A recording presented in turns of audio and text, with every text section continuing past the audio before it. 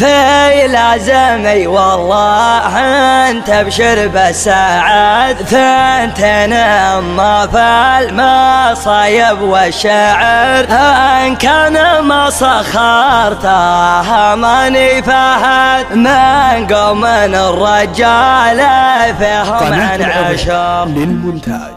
في لازمي والله انت ابشر بالسعد، ثنتين اما في المصايب والشعر، ان كان ما سخرتها ماني فهد من قوم الرجال فيهم عن عشر، من قوم الرجال فيهم عن عشر. ولع الشباب خلى السما تدوي دوي، واضرب قاع الفسيحة مثل ضرب الصقل، والله ما يستكن كل رجال حموي، شوش يا راس الخفا وجعل يفتك البخيل. في حفل منهولية شمه ذبعوي، ما نسحول على جماد رحم زبنت الدخيل، راس مقدر في صدره القبله والخوي، تلفت اسمي للرا كان شيال الثقيل، خلاف رجال على الطيلات ازوي زوي، نصر وعبد الله مصيرين المستحيل. مرحبا عند المطالق وقاده في محل يدهله كل طرقيه، هلا عن قلت على لسانه عباده مثل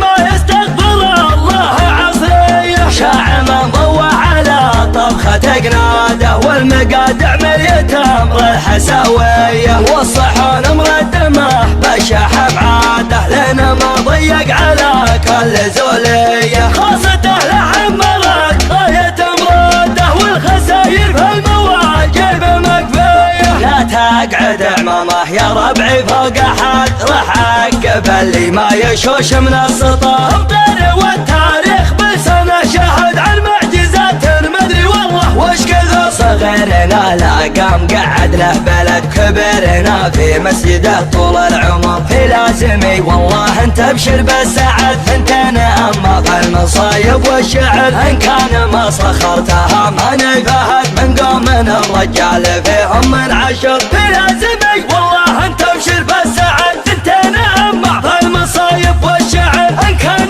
ما سخرتها ماني فهد من قوم الرجال فيهم عن عشر، من قوم الرجال فيهم عن عشر. ولع الشباب خلى السما تدوي دوي، واضرب قاع الفسيحة مثل ضرب الصقل، والله ما يستكن كل رجال حموي، شوش يا راس الخفا وجعل يفتك البخيل. في حفل منهولية شمه ذبعوي، ما نسحول على جماد رحم زبنت الدخيل، راس مقدر في صدره القبله والخوي، تلفت اسمي للرا كان شيال الثقيل، خلاف رجال على الطيلات ازوي زوي، نصر وعبد الله مصيرين المستحيل.